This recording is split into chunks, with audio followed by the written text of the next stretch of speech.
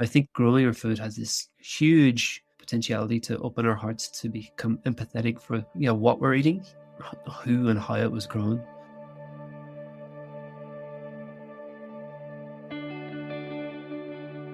Hello, and welcome to the Inner Green Deal podcast, where we talk to inspiring guests about the human dimension of sustainability and explore the link between our personal journeys and the positive impacts we can have on the world. My name is Tamsin Walker. This month, as we find ourselves in the thick of the festive season, a time of year where food itself becomes a guest at the table, we're going to explore what goes into getting it there. To shed some light on this expansive issue, I'm talking to someone deeply immersed in growing food. Originally from Ireland, Mick McEvoy lives, works and studies at the Plum Village Buddhist community in southwestern France. There, he mindfully manages the Happy Farm, which grows seasonal organic food for the community and hundreds of people who travel there each year to take part in retreats. He's also responsible for a sprawling rewilding project with minimal human intervention. Hello, Mick, and welcome. Thank you so much, Tamsin. All right. I would like to kick this off by talking about place, and in particular, a place that held fondness for you when you were growing up. And I wonder, given your connection to the natural world, if maybe there were such a place for you in the great outdoors. Yeah. It's funny, where I am in this moment, I'm back in Ireland and I'm visiting family for Christmas. It's actually the house that I grew up in. When I look out the window, it's very much suburban now, but I can still see the fields. So we were at the edge of town, we still are, a small little town in Ireland, Northern Ireland, called Oma. And the place that comes to mind with that question are the small country roads that weave through the very much agricultural land. But there's an old, what we call an old ring fort. And these are really common on the landscape around this part of Ireland. So these were homesteads. What we see now is this remnant of native species of woodland trees. So you would have oak and ash, sometimes crab apple and holly. The people who lived there, they brought their animals in to be protected from essentially what was cattle rustling or the theft, because cattle and cows were the currency. Okay. And I can see it. I can see this old ring fort now. So there's memories of time spent exploring bluebells and primroses, and they pepper the landscape. That's really beautiful. So a ring fort, is it buildings as well, or is it purely woodlands? There probably would have been buildings. Those buildings are now long gone. Oh, well, thank you for sharing that. That sounds very rich in terms of a memory, but also still there for you to look at today. Mhm. As I mentioned in the introduction, you manage the farm at Plum Village. Mm. And I'm wondering, how did you get from Ireland to doing that job, both in terms of the farming itself, but also the move? Yeah, I think it all began, what I mentioned there, those little roads with the beautiful hedgerows and the wild plants. And then the little garden that's still here in my family home with my mum's a beautiful gardener. I think that seed of love of plants and of nature was planted early in my childhood, which I'm really grateful for. And like many people, it took me a long time to find my passion or, my deepest heart's desire. It took me, I think, until I was around 25. So middle class upbringing, fortunate to access to university education, but that was in real estate, which is so far away. I don't know how I got there, but I got there. And eventually I finished my university degree, but I was I didn't know what direction to go. But I followed that sort of volition or intuition to want to be outdoors and to be with the natural world, and especially with plants.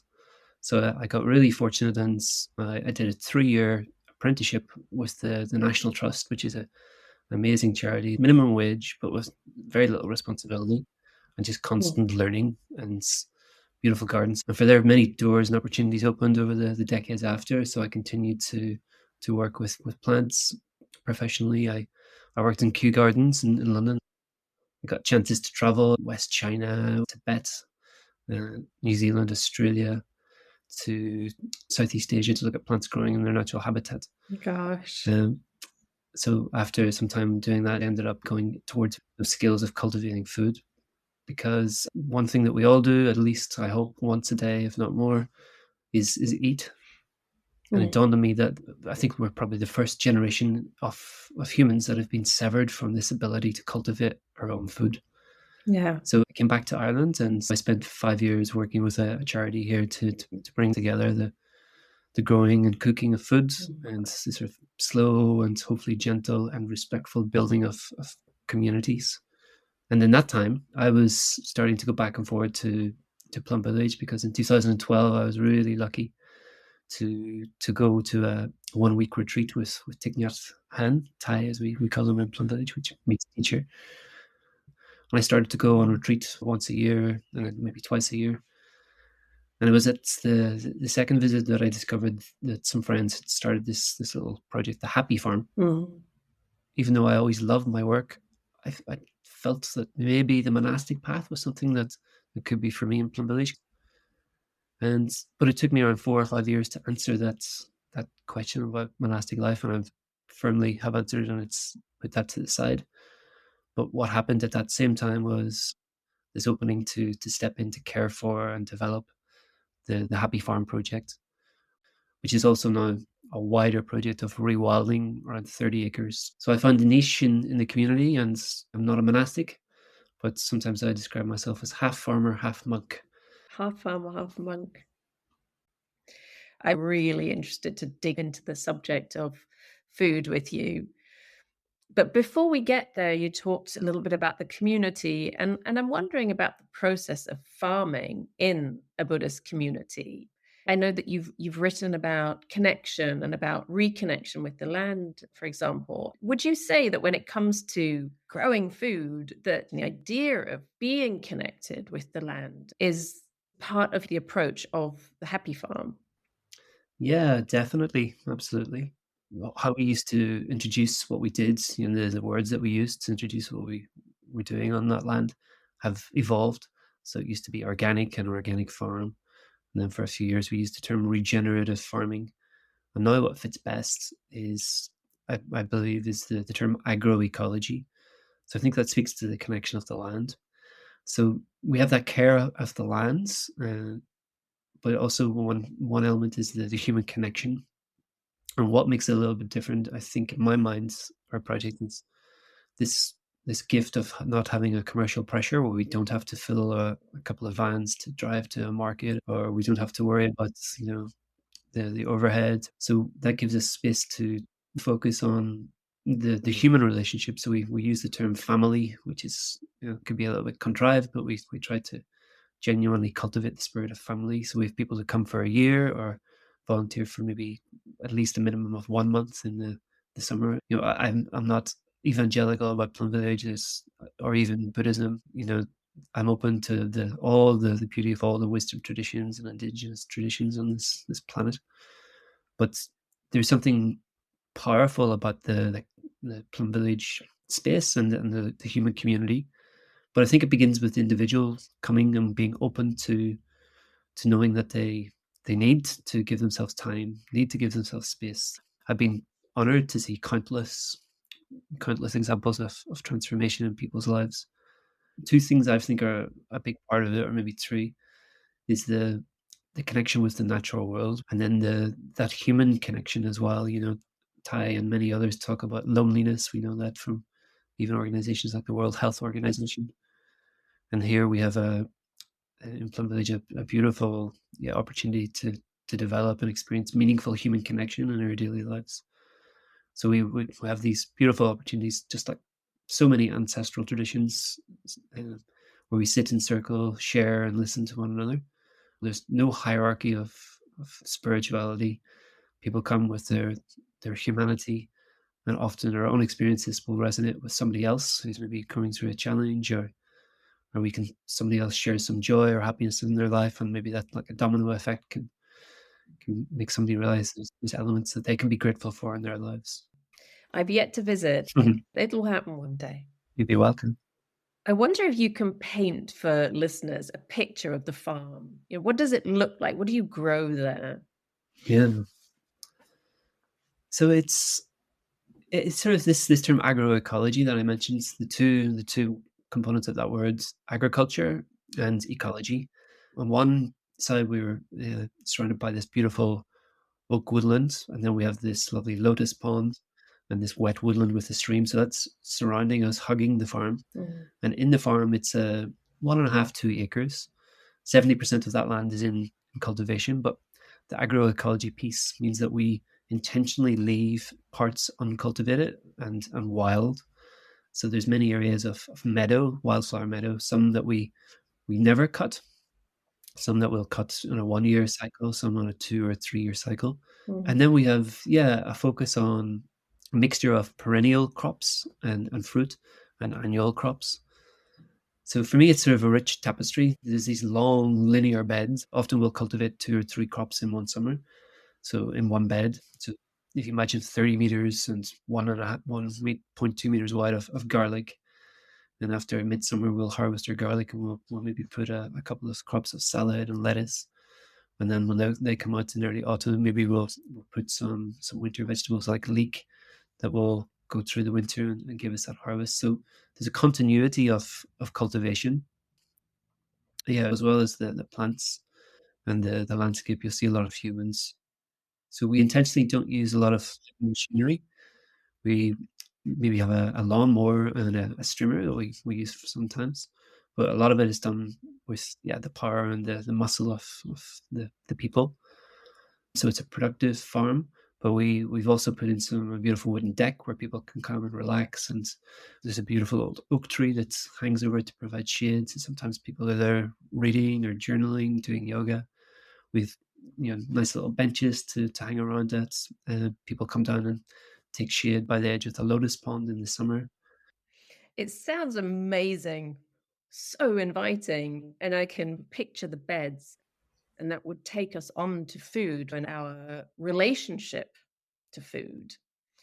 I also grew up where my parents had a small holding. They grew a lot of their own food and regularly pointed onto the plates, this is homegrown, this is homegrown. And I have to say, as a teenager, probably I would have rather had a slice of white bread or something. But, I value it in a very different way now. And I wonder, how do you think growing your own food has the power to change the way that you interact with what is on your plate? Yeah, I remember a friend. I used to work with a charity here in Ireland called Grow It Yourself that empowered people to grow their food. And my friends had this beautiful saying that with all the busy modern life and all the webs of our global economy and community, our food, our food cultures can be really rich in some parts of the world, but for many of us, there's an apathy in our food. We don't pause to think about the pre-prepared salad or the sandwich that we might buy from the gas petrol station or the supermarket.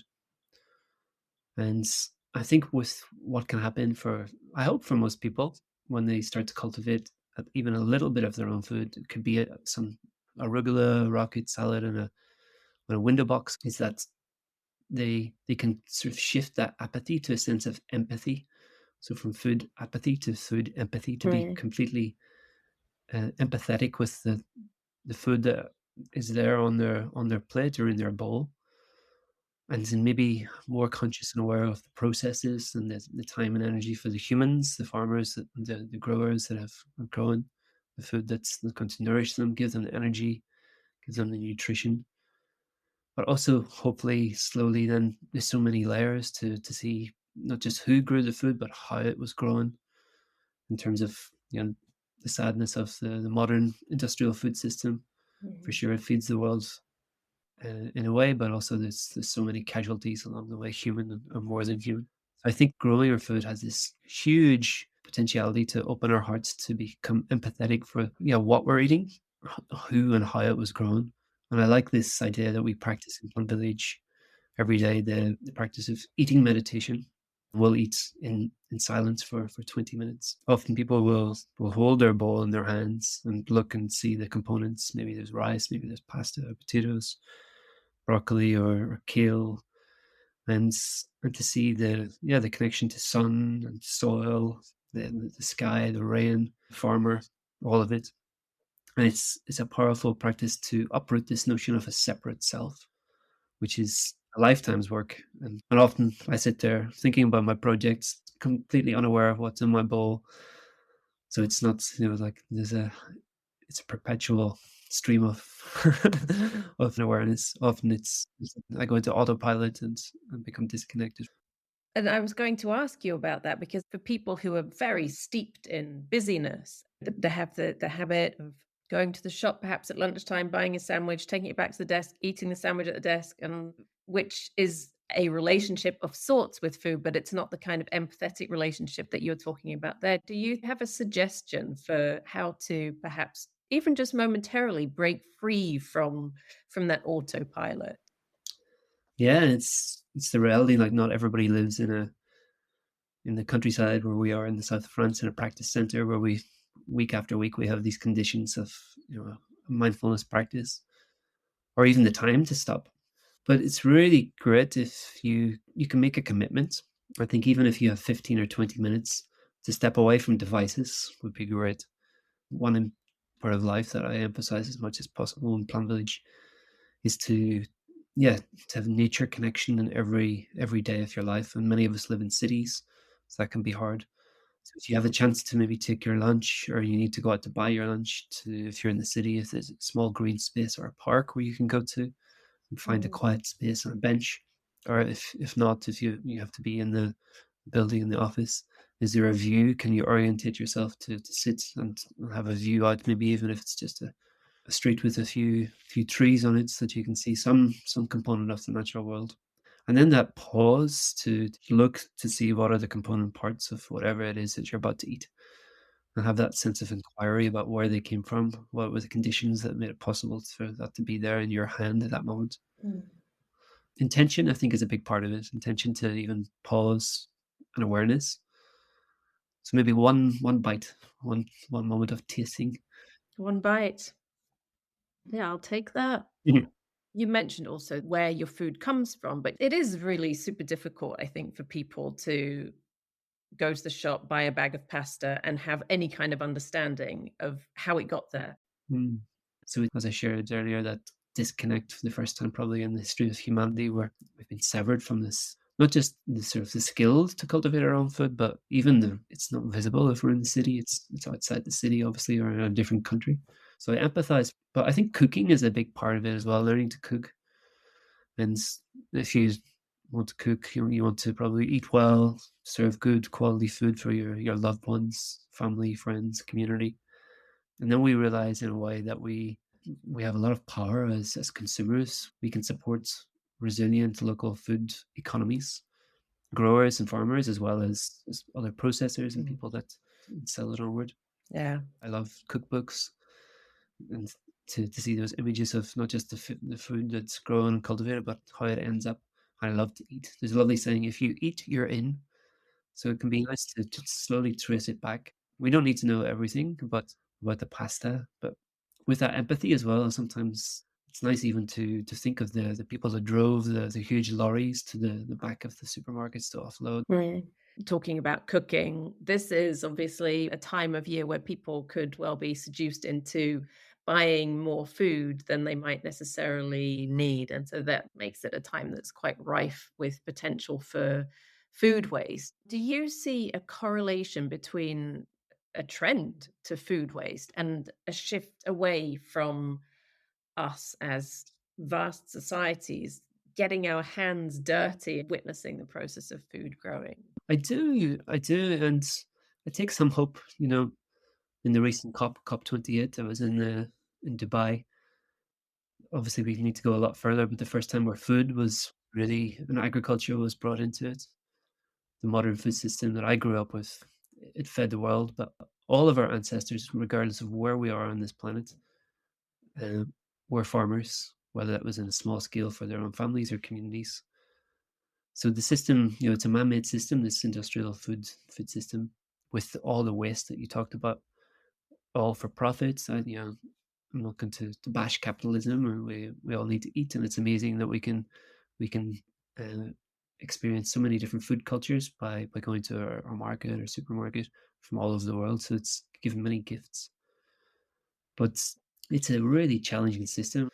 For me, there's something about this movement of going back to the land. In the global south, it's still the old ways of growing our food with very small amount of waste. That is the dominant model of agriculture, and Mm, it's often done by women. And taking back this term, and I share this term with respect because I use it for myself. This idea of a peasant farmer, the simplicity of a farmer, and for me, it's important to reclaim the nobility of what it is to work with the soil and work with the land. And when we do that, we're much more aligned with using everything that we can to minimize our waste. mm, So I think it's a system that's not made, but I take hope that it can also be unmade. But man, we don't need to recreate the wheel. mm. There's one other thing I really want to talk to you about, um, and that's soil, because it is a little bit maligned, the stuff that's on the bottom of your shoes or the stuff that's in your fingernails if you have been planting something. But I remember hearing an insect expert saying if you just pull back the grass on a 1 square centimeter of ground and have a look at what's going on there, then it is cinematic. There's so much to see. And I think that if you dig a bit deeper down, then it must become yet more cinematic. So I just wonder, could you give us a little insight into what is happening in a small patch of soil in order for that food that you grow to make it Mm. onto our plates? Yeah, I love that term cinematic. That's really beautiful. Um, I'll start by saying I'm not a soil scientist. I don't understand the depths of this beautiful mystery that is happening in the soil 100%, and I never will. In a way, I don't feel I need to. But what I sort of share when people come, what speaks to me with your question is, yeah, this reverence for life. And what we do on our little farm, which isn't unique to our farm, is this concept of no digging or no Mm, tilling. So we don't turn the soil over, we don't rotate it. So we sort of build it by layers, and there's many things happening there. Vandana Shiva, the amazing Vandana Shiva, shares the most important thing we can do at this time in the world with our human lives that we have is to start a garden, a vegetable food garden, and to become soil builders. So we see ourselves as soil builders on the in Plum Village, the Happy Farm. And yeah, what is happening? We don't dig, we don't turn, we don't invert. And there's a reason for that because there's so much life in that soil, just as you said, this cinematic experience when you pull back. One of my favorite words is mulch. So it's any organic matter that we cover the living, breathing soil with. It keeps the moisture in the ground when it's hot. It keeps it's like a sun cream, keeps it from being burnt, keeps it from being blown away if it's dry. And what we use is wheat straw from a local friend. It decomposes and feeds the soil. So yeah, what's decomposing it, what's eating it is this yeah, there's just such a diversity of life, bacteria. We have, of course, the earthworms that are coming up and weaving their way and chomping, eating some of the debris, and leaving their offerings to enrich the soil and opening it up with spaces in there. We have just unbelievable sort of diversity of all insect life and human life. But we also have, which is great now, this awareness of the fungal kingdom. So these threads of mycelia mm, that are there. Some are visible and some are not. And sometimes we'll see these beautiful blooming of mushrooms, toadstools, whatever, the fungi, which is just the fruiting part of the plant, and the rest is under subterranean, under the ground.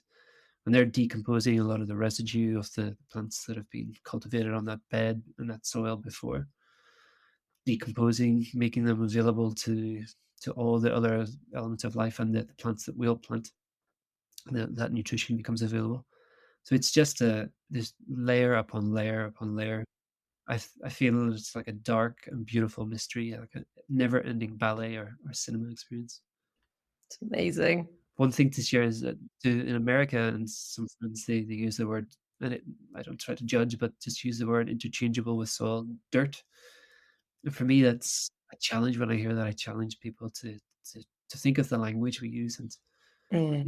is dirt appropriates the aspect of reverence for life, because for this soil, it's the origin of all the edible food that will take off this farm for the human community. And the farmer is just one small part of the sort of the process. We cultivate things from seeds, we look after them, and eventually we'll plant them. But then we step away. So it's the soil that nourishes. Then maybe we rely on pollinators to pollinate our tomatoes or our pumpkins. And there's another nice mantra: feed the soil, and the soil feeds the plants. So just trust the soil, trust the wisdom of the planet. Oh, that's really beautifully put. I mean, obviously, we are nothing without soil. We don't have a way to feed ourselves if we can't grow anything, and we can't grow anything if we don't have soil. But it just seems so incredible, so unrealistic that we sometimes just don't perceive ourselves to be part of the natural world, that it is just there in service to us, but that we fail to recognize the blindingly obvious. Yeah, soil just seems like such a great place to start. That's at the center, I think, Tamsin, of everything. So I share every time I can when we welcome people to the farm that thank goodness things are shifting again, at least in the global north, where people can go to volunteer, to maybe live close to farms like the farm that we have in Plum Village, uh, and to learn some of the skills of growing food. But what makes our project a little different is the raison d'etre is this invitation to remember that, how Thai expresses it quite beautifully. Take that hand shares that we are the earth that carries us. So we try to uproot the notion of a separate self, and we Thai coined the phrase interbeing, and it's there all over the natural world. The simple reciprocity of the plant kingdom producing oxygen for us to breathe, and we breathe out the CO2, the carbon dioxide, for them to build and yeah, consolidate their living systems. Poet and farmer Wendell Berry talks about in a poem the man born to farming. He talks about the sunlight lying down in the dung heap, only to rise again in the corn. So that's that energy of what was a waste product from the cattle going on to enrich the fields and the soil for the crops that will nourish the humans in the season the next year. I'm thinking probably you are on the same page as Vandana Shiva, then, that the most important thing we can do is to have a garden. Yeah, start a garden, do it with other people, and I love that, building the soil, loving and caring for the soil, custodians of the soil. But does it also apply to a window box? Totally. It's not about scale. It's not about one day being like having that homestead, or it's about, yeah, I think shifting from that, like I mentioned before, that food apathy towards food empathy. About some people growing, microgreens, or even sprouting, in those little jars that you can sprout this super food, so super packed full of nutrition. So it's awakened to that sort of miracle, yeah, the miraculous cycle of food cultivation. It's all in us. We don't have to scratch it too far back a couple of generations. We were we were farmers, we were growers. I'd like to end with a question that I put to everybody on the podcast, and that is this question: if there were one skill that you were able to bestow upon everybody in the world, what would it be? Yeah, I think the answer is clear for me. Many people have taught me and shared the gifts of cultivating food, and in some way, maybe I'd be cheeky and sneak into. But yeah, the skill I would want everyone in the world to be bestowed with, to be offered, reconnected with this gift to cultivate some of our own food. The second element is sort of unconscious, and that will be that when we do that growing of our food, we are also reconnecting with the natural world, remembering that we are the natural world, we are the earth that carries us, and in some way, hopefully, awakening from that false notion of a separate self, awakening to the reality of interbeing in daily life, and this web of reciprocity and connection with natural world and the more than human family. So the simple art of the noble art of growing, it can be looked down as the poor peasant farmer, uneducated, toiling in the fields in bad weather and hot weather and cold weather and the wet. But it's the most noble thing that we can do is to reconnect with the skills of growing and cultivating our own food to nourish ourselves and others, the human and more than human world. Waking up. Thank you so very much for sharing all of that. No, not at all. I hope you enjoyed listening to Mick as much as I enjoyed talking to him. Our conversation has left me with plenty of food for thought, and indeed thought for food, which I shall endeavour to take with me to the family table during the holiday festivities, but also beyond, remembering to start with just one bite. I'll be back early next year with a new episode of the Inner Green Deal podcast. For now, though, I invite you to share, subscribe, or scroll through the archives, which contain many interesting conversations with people working on sustainability and inner development. And I wish you a peaceful and restful end to this year, and a good start to 2024. I look forward to you joining me again very soon. Bye-bye.